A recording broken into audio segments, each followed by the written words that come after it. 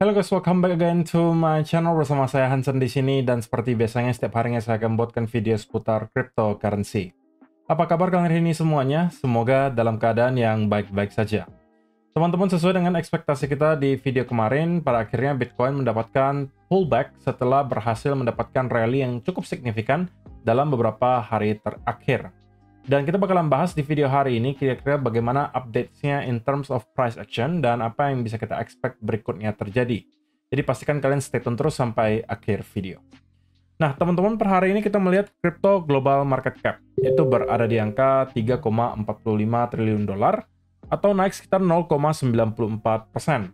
Sedangkan kalau kita melihat top 10 coin sendiri keadaannya juga hampir semuanya hijau, kenaikannya ranging antara 0, sekian persen hingga kurang lebih 3%. Dan yang menjadi top performer hari ini adalah Ethereum. Kenaikannya sebesar 3,98% ke 2.796 dolar.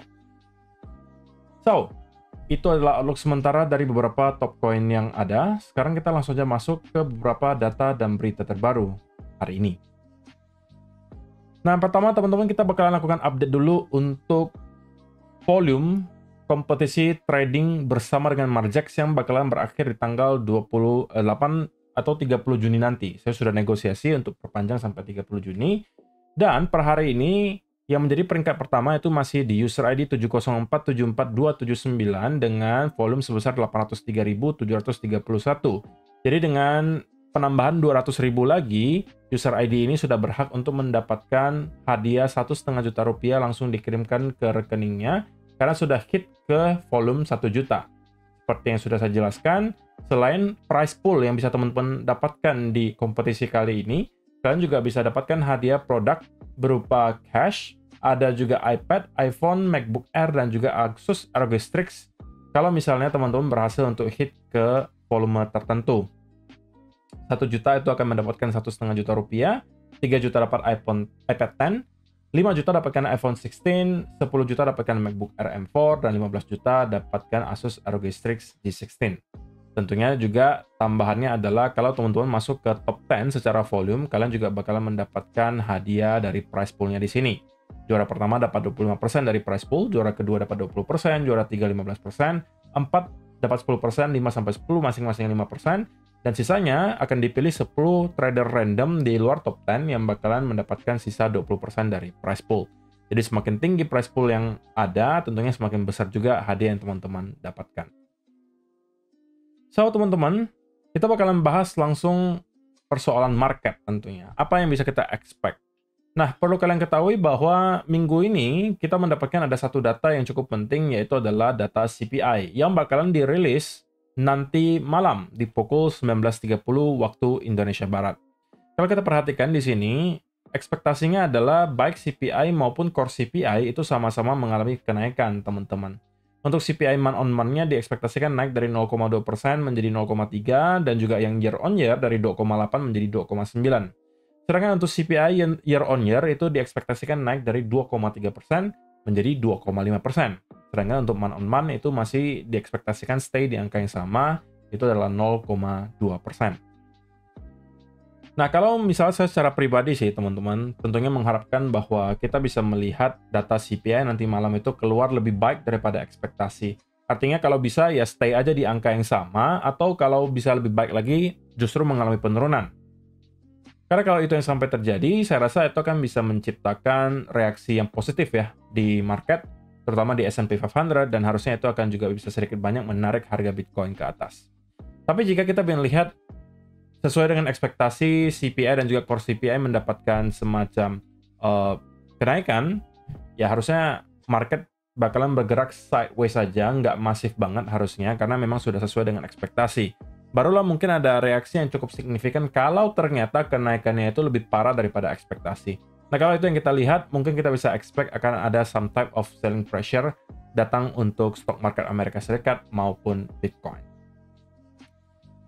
Tetapi di sisi yang lain, kalau kita perhatikan dari sisi spot Bitcoin ETF, maka berita baik kembali kita dapatkan, teman-teman, yaitu adalah inflow dari spot Bitcoin ETF selama 24 jam terakhir kembali menunjukkan angka yang lumayan signifikan. Fidelity itu membeli kurang lebih 615 Bitcoin, Sedangkan BlackRock membeli sebesar 3.065 Bitcoin. Jadi setelah di minggu lalu kita mendapatkan ada 3 hari ya, itu outflow.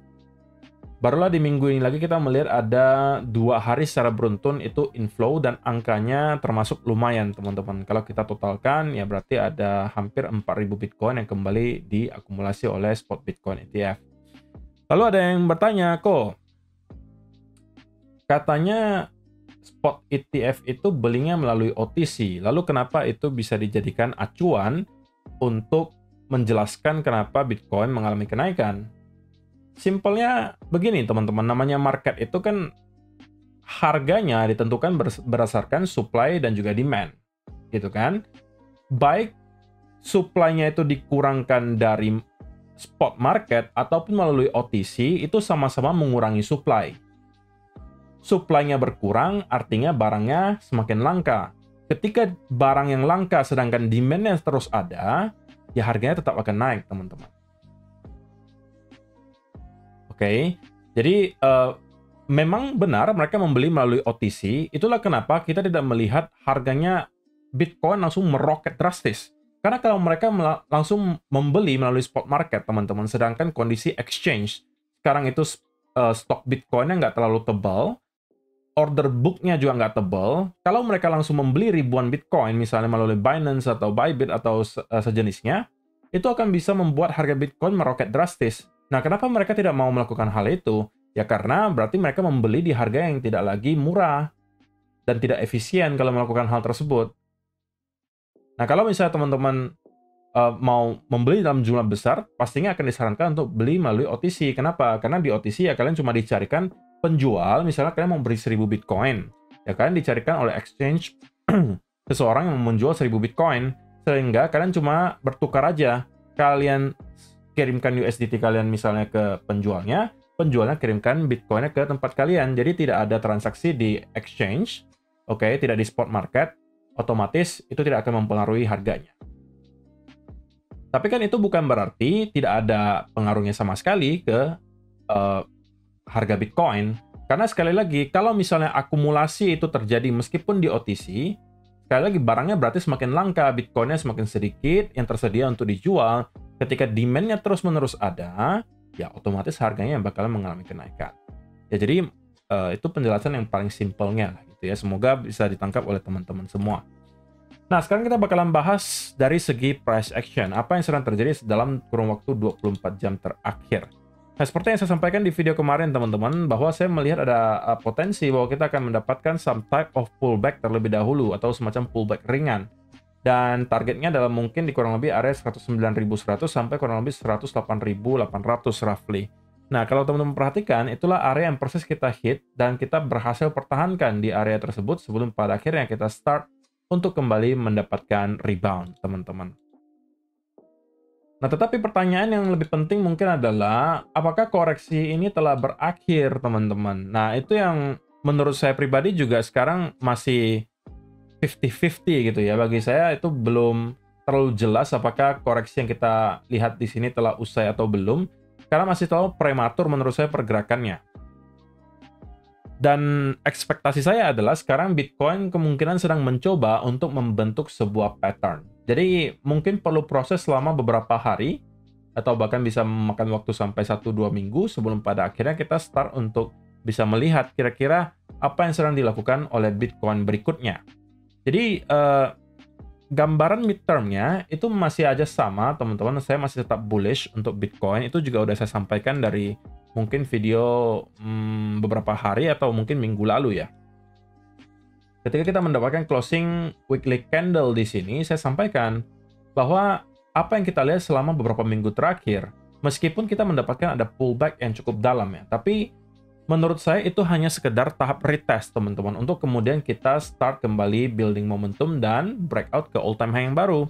Dan itu masih saya pegang senarionya sampai dengan hari ini. Artinya, in the midterm, bullish bias saya itu masih belum berubah. Jadi saya masih tetap bullish di sini, tidak ada perubahan soal itu. Tapi kalau untuk short term, bagi saya pergerakan harga Bitcoin sekarang itu masih akan sedikit sideways, gitu ya, akan sedikit choppy, sehingga tidak worth it gitu ya menurut saya untuk dicarikan setup.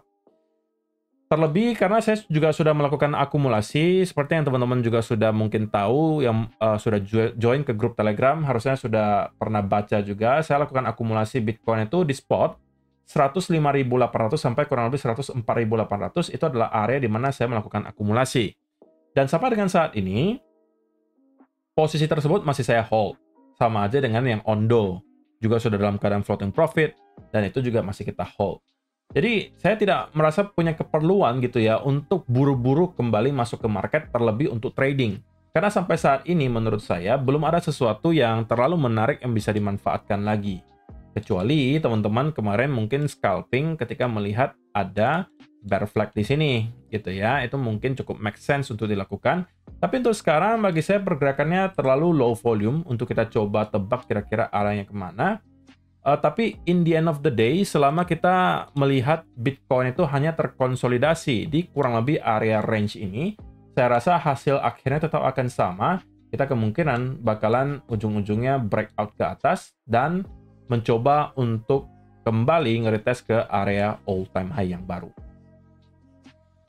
Nah, kalau kita zoom in ke time frame yang kecil banget gitu ya, ke 15 minutes, ya kita juga bisa melihat meskipun Bitcoin tadi sempat breakdown. Kalau misalnya kalian yang merupakan trendline traders, harusnya ini kalian consider sebagai breakdown gitu ya. Meskipun ada breakdown, tetapi so far selling pressure-nya belum terlihat terlalu besar gitu ya. Dan area yang sedang dicoba pertahankan oleh buyers di sini adalah area 109.400 roughly. Ini bisa terlihat dengan jelas di 15 minute chart. Setiap kali area ini kita sentuh, itu selalu menghasilkan rejection ya, maupun rebound ke atas. Nah, kalau misalnya kita sampai berhasil untuk clear di bawah area ini, maka itu hanya berarti kita kemungkinan akan melihat Bitcoin untuk kembali ke kurang lebih area 109.000, yang kalau misalnya tidak mampu kita pertahankan juga, maka kita akan melihat Bitcoin kemungkinan membentuk wave kedua dari koreksi ini. Dan kita bisa expect mungkin sampai ke area 108, atau bahkan ke area 107.000 dolar. Nah, sekali lagi saya tidak mau melihat Bitcoin itu mendapatkan koreksi yang terlalu dalam, teman-teman. Terlebih kalau misalnya kita sampai berhasil untuk breakdown di bawah area trendline yang ada di sini. Karena kalau sampai hal tersebut terjadi, maka itu memperbesar probabilitas bahwa semua yang kita lihat di sini itu hanya sekedar pembentukan lower high yang baru. Ini adalah topnya, ini adalah low, ini adalah pembentukan lower high baru, dan kita bisa membuat wave kedua ke bawah. Dan itu bisa sangat menyakitkan, terutama untuk teman-teman yang merupakan altcoin holders. Nah, jadi untuk sementara waktu, bagi saya senario ini itu masih probabilitasnya cukup kecil untuk terjadi, teman-teman. Indikasinya menurut saya belum jelas dan belum ada untuk mengarah ke senario ini. Jadi saya masih berpegang dengan bullish bias saya dan merasa bahwa semua yang kita lihat di sini itu hanya dalam bentuk konsolidasi untuk kita kembali merangkak naik ke atas. Konsolidasi itu bisa kadang-kadang memakan waktu yang sangat lama, teman-teman. Contohnya, kalau kalian lihat di sini, kita mendapatkan ada rally. Sorry, di sini kita hapus dulu. Kita mendapatkan adanya rally di sini, konsolidasi, kemudian kita rally lagi. Ya kan? Kalau kalian lihat di sini, ini konsolidasinya bertahan cukup lama loh, teman-teman. 12 April sampai kurang lebih 20 April. Ya, kita anggap lebih dari seminggu lah, kurang lebih. Kemudian naik lagi, kita juga mendapatkan konsolidasi panjang lagi di sini. Kalau kalian ukur di sini, itu terjadi dari 23 April sampai kurang lebih 6 Mei. Jadi, hampir 2 minggu kita terkonsolidasi di sana. Jadi, kita juga nggak bisa menutup kemungkinan bahwa hal tersebut juga bisa kembali kita lihat di sini, bahwa kita sedang mendapatkan adanya rally konsolidasi, kemudian rally, ya bisa aja diikuti oleh another consolidation yang bisa aja memakan waktu sampai berminggu-minggu kadang, sebelum pada akhirnya kita start untuk kembali mendapatkan momentum. Tapi selama area yang kita lihat di sini sebagai support itu mampu kita pertahankan, ya harusnya konsolidasi tersebut adalah berita baik ya untuk kita, karena berarti market kembali dikasih waktu untuk bernapas sejenak, melakukan reakumulasi sebelum pada akhirnya kita start untuk kembali mendapatkan momentum. So, saya rasa itu aja sih teman-teman yang mau saya sampaikan di video hari ini. Semoga bisa bermanfaat untuk kalian semua. See you in the next video. Bye-bye.